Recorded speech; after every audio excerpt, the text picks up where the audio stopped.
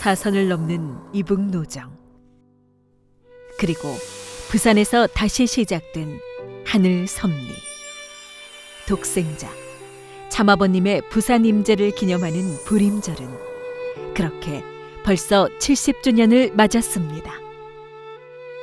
범내골에 토담집 교회를 세우고 성양 말씀, 원리 원본을 쓰고 잃어버린 기독 성도를 다시 찾은 참아버님의 피눈물 나는 정성. 그 결론은 초림 독생녀, 실체 성신과의 어린 양 혼인잔치.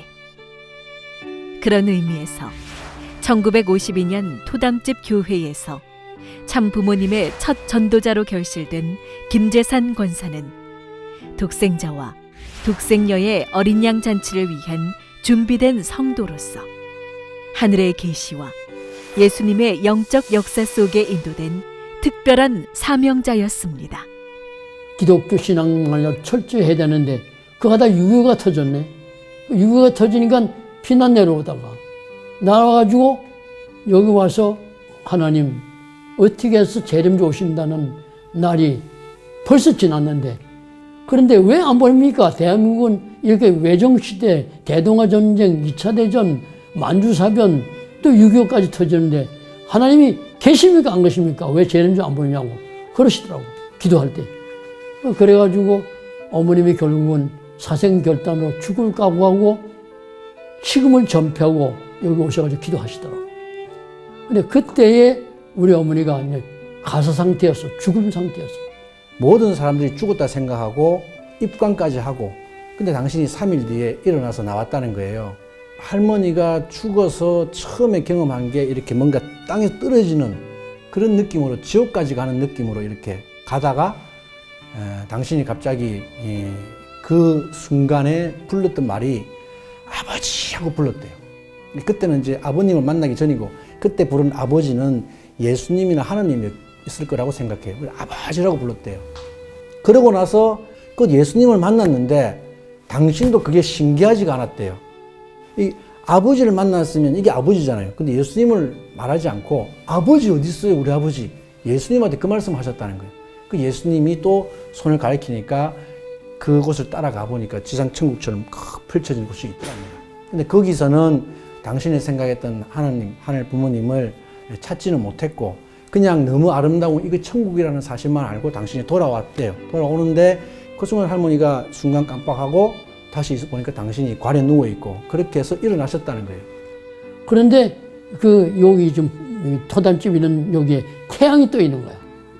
그래가지고 여기 와보니까 토담집이 있었는 거야. 그러니까 여기에 사람이 사는 데가 아니고 틀림없이 여기는 문딩이나 강도나 그리고 폐병 환자나 이런 사람들이 있을 것이다 해가지고 문고리를 잡았다 겁이 나가지고 문 열고 몇 번 왔다 가고 몇 번 왔다 가니. 그때 이제 어떤 교회를 그때 적을 두었냐면은 요 밑에 내려가면 범천교회라는 장로교회가 있어요. 여기 어떤 청년이 있는데 예수를 믿는 것 같기도 하고 안 믿는 것 같기도 하다. 거기 한번 가봅시다, 권사님. 이러면서 우리 어머니를 모시고 왔는 거라. 근데 그 전에 이미 우리 어머니는 여기 왔다 가는 거예요. 오셔가지고 이제 참부모님을 만나는데 참부모님이 여기 오기 어려운데 어떻게 오셨습니까? 조상님이 훌륭한 분이 맞는 것 같습니다. 그러시더래요. 그때부터 우리 어머니는 벌써 치가닥 아버님을 뵙고는 알아보시고, 그때 이제 아버님의 이제 수저자가 되기로 맹세했는데, 그것은 가족의 문제가 아니고 세계를 구하는 일인데, 결국은 이제 우리 아버지로부터 핍박을 받고 매일 맞고 하는 이런 입장이니까 양쪽 다가 어영부영하다가 안 되겠으니까 어머님이 집을 나오시더라고.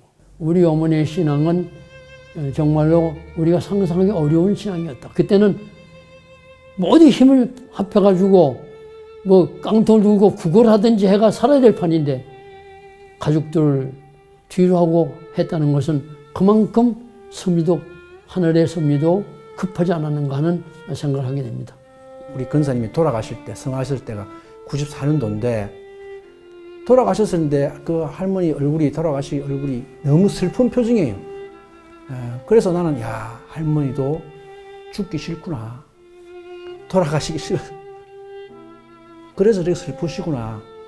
근데 나중에 이제 아버지로부터 또 다른 목사님으로부터 들었던 이야기는 저하고 전혀 다른 생각이었어요. 할머니가 그때 우리 아버지나 우리 또 선배 목사님들한테 뭐라고 하시냐니까 내가 살아있을 때 하늘 부모님의 나라를 못 만들어 놓은 게 너무 슬프고 참 부모님께 하늘 부모님의 나라를 못 만드는 게 너무 슬프다. 당신이 그렇게 하시면서 그게 괴로워하셨다는 거예요. 그 하늘 부모님의 나라를 이루게 해드리겠다는 그 효중의 심정을 내가 정말 믿고 모시고 내가 닮아야겠다. 그런 생각을 하게 됩니다.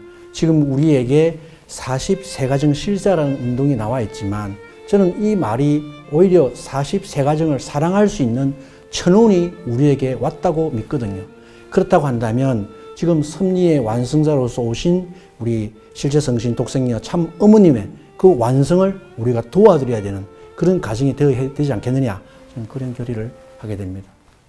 어머님 정말로 감사합니다 하는 기도를 매일 합니다. 우리는 어머니를 찾았으니까 진짜 어머니를 이제 우리는 맞이했기 때문에 우리 식구들한테도 어머님에게 정말로 최선을 다해야 되겠고, 그리고 어머니가 아니면 인류를 다시 낳을 수 없다.